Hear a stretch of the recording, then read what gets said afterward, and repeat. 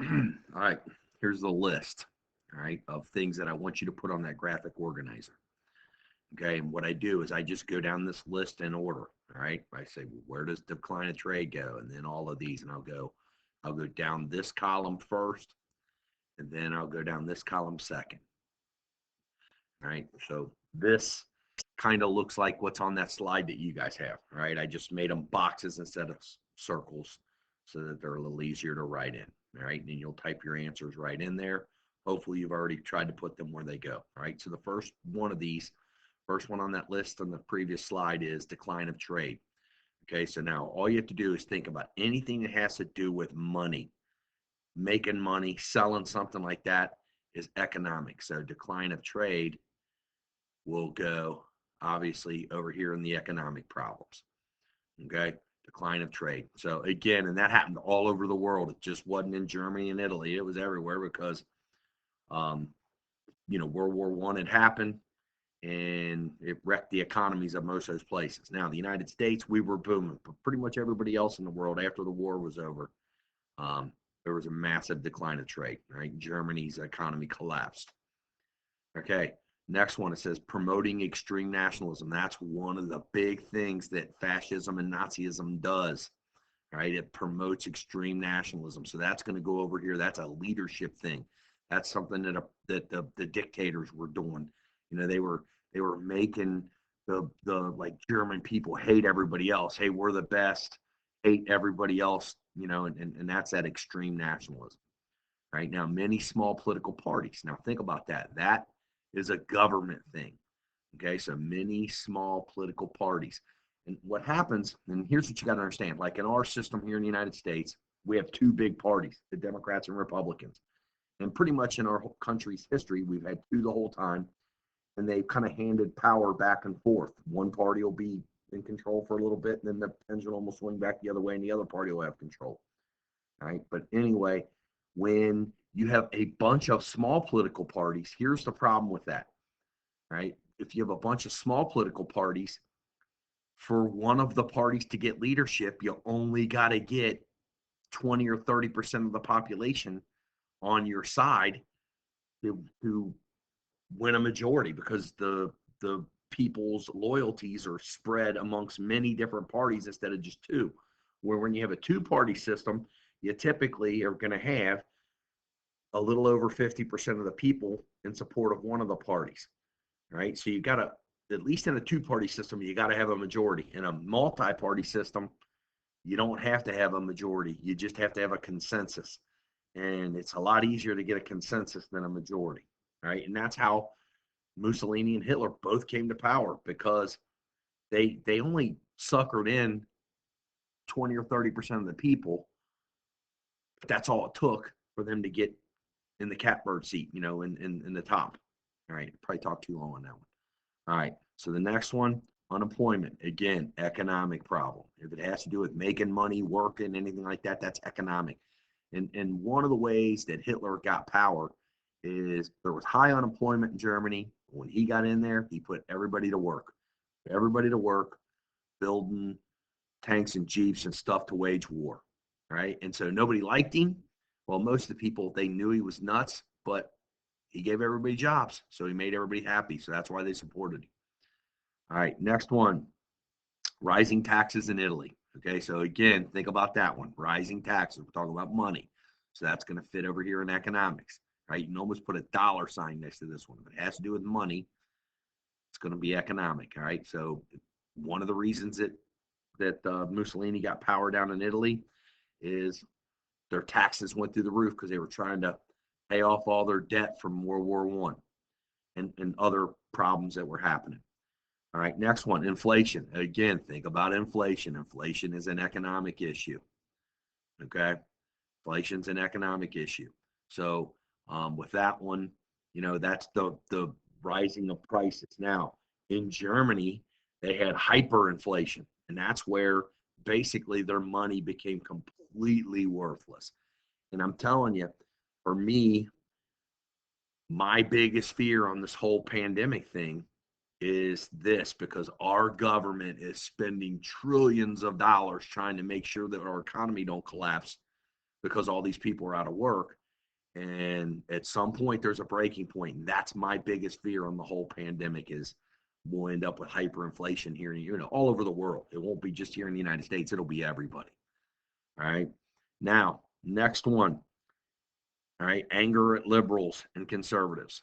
All right. So on this one, that one's going to be part of this weak government. Okay. The like today in modern times, the liberal party here in the United States is the Democrats and the conservative party is the Republicans. Right. Well, pretty much everywhere you go, there's a liberal party and a conservative party. Well, what happened is in Germany and in Italy, neither of these mainstream groups, the liberals or conservatives, could solve the problems of the country. And because they couldn't solve the problems, it allowed for extremist dudes, guys that were extreme in their beliefs, like Mussolini, like Hitler, that are willing to kill people that have really crazy radical viewpoints to get power.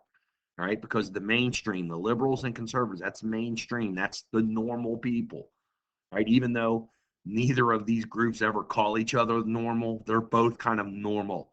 Right, they're not, they're not one to kill everybody or hang people or anything like that. They're the normal. Right. Well, because neither of the normal groups could solve the country's complex problems after World War One, it's going to allow these dudes to come into power. Right.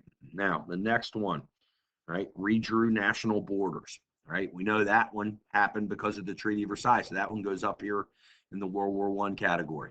Right. So what happened was the war ends, Treaty of Versailles gets signed, and part of the Treaty of Versailles, they created all these new countries. They were trying to let each ethnic group rule itself. Well, it's almost impossible to draw a boundary line where each ethnic group is within the same border, right? So when they created, like for instance, when they created Czechoslovakia, there were a bunch of German-speaking people that ended up in Czechoslovakia. Well, Hitler isn't going to like that. That's one of the reasons why, Munich conference, we talked about, you read an article about it yesterday or the day before or whenever. That was why Hitler wanted Sudetenland, because you had these German people living in a Slavic country, and he didn't like it. All right. So that whole redrawing the national borders, it's going to factor in, into these guys coming into power. All right. The next one, German has to pay reparations. Again, that's part of the Treaty of Versailles. So that's going to go up here in the World War One category. All right. Germany was forced to pay reparations. That's going to cause a bunch of these economic problems over here. So Germany having to pay reparations up here is going to be really big over here. Right. So again, and that happened because of World War One. Next one, right? Exploitation of fears. All right. So think about that one. That's a leadership thing. Exploitation of fears. That's, when Hitler and Mussolini, they're going to try to scare people into hating other countries, into hating other kinds of peoples. Like obviously, Hitler played off people's exploitation of fears and got them to hate and blame the Jews for all the problems that were going on in Germany. All right. And communists, he hated them. And so he played off people's fears to get them to hate those groups of people. That's why the Holocaust ends up ultimately happening. All right. Next one, use of terror and intimidation. Again, that's a leadership style. All right. And we've seen that that's happened over and over again. It happened in France. It happened, in Russia during the Russian Revolution and all that stuff. And it's going to be widely used by both Hitler and Mussolini in Italy and Germany. So they're going to both use terror and they're going to intimidate. Remember the brown shirts, Hitler's kind of thug private Nazi army. That's all they did was roam the streets and beat people that disagreed with them. All right, led by Ernest Röhm. And then we go on down. Weak League of Nations again. So again, that League of Nations was created after World War One, so it's going to go up here.